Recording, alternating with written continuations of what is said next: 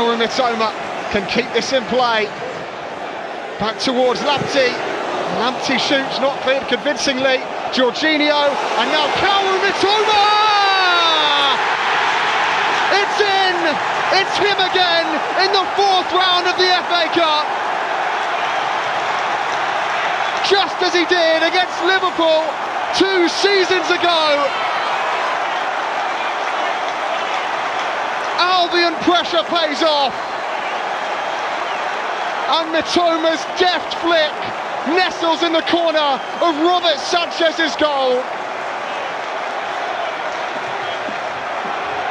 Jorginho with an assist, his second contribution today, and Kaoru Mitoma's tidy finish has flipped this game on its head.